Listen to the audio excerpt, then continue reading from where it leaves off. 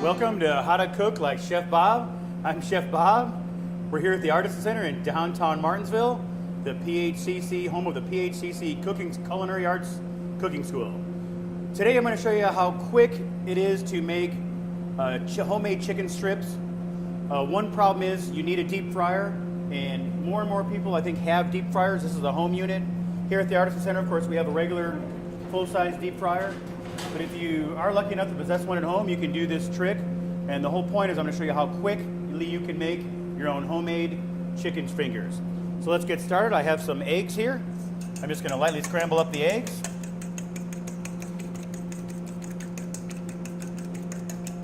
And I have some buttermilk. Just pour the eggs and buttermilk together. When milk and eggs is mixed together, it's called an egg wash.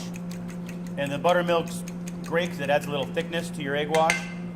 So that's done. For this next cutting the chicken, I'm going to put a glove on. At home, you probably don't have gloves, so you want to keep a nice antibacterial soap around. I'm going to cut this chicken breast in nice thin strips. I'm going to go against the grain. The grain is, you can see the lines in the meat. That's called the grain. You want to cut against the grain. So I'm going to try to cut them nice and thin. It's a nice thick chicken breast. You can see the thickness of the chicken breast is making a nice chicken strip. We'll do 5 or 6 of these for us. Basically, I just have a plain flour, which I'm going to season up with some seasoned salt. You can use salt, pepper, garlic if you want, but seasoned salt, it is a combination of all of those. So throw a bunch of seasoned salt in your flour, mix that in real good. You can put the chicken fingers right in there.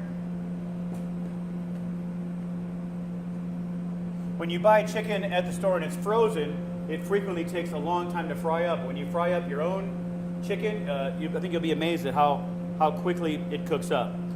Take the chicken fingers that have been in the flour once. I'm putting them all in the egg buttermilk mixture. I'm making sure I got them all in there. I'm just going to toss those around. Now I'm going to roll them back in the flour mixture a second time. So I'm going to take them. I'm going to kind of shake them as I put them in there. Just going to shake this bin. Hold them over, let some of the egg wash drip out. You don't want too much wet in there. And just roll those around right over to the deep fryer. I always carry the pan right over to the fryer. A little shortcut to save time, get it as close as possible. I put the baskets down, and I'm going to very gently let this chicken just loosen the oil. Just kind of wave it back and forth. Be careful when you drop it. Lift your hand right away. You don't want it to splash. We'll put 3 in this basket, 3 in another. Now this chicken is not frozen, it's fresh, so it's going to cook surprisingly quickly. And again, if you have your deep fryer unit at home, go ahead and take my glove off and dispose of that.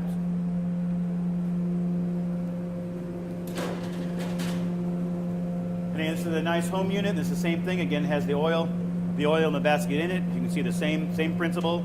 You probably can't cook as many chicken fingers at one time as we can in a full-size deep fryer. But you can cook in several different cooks. So now these should only take 2 to 3 minutes tops to cook up.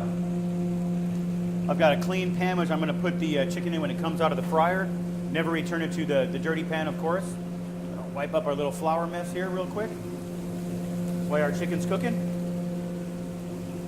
And if you have your favorite dip, a lot of people like Texas Pete's hot sauce.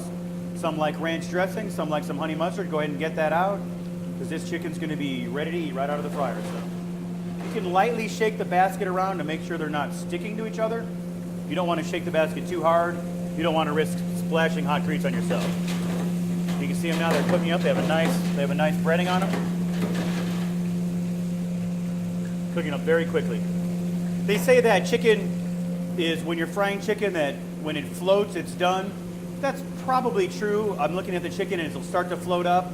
I like to go another minute or so just to make sure the chicken's done. My basic rule of thumb is I take the thickest piece of chicken, I take it out first, and I cut it in half to make sure it's done.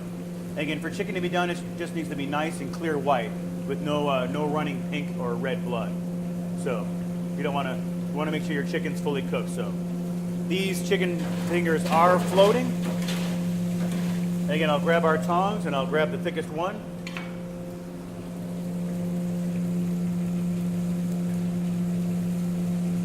There you go, there's a nice thick one.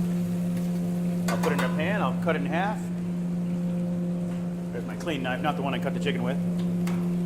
So it's good to test, and sure enough, white as can be, ready to go. So we'll go ahead and we'll pull them up out of the oil. Let them drain for a second.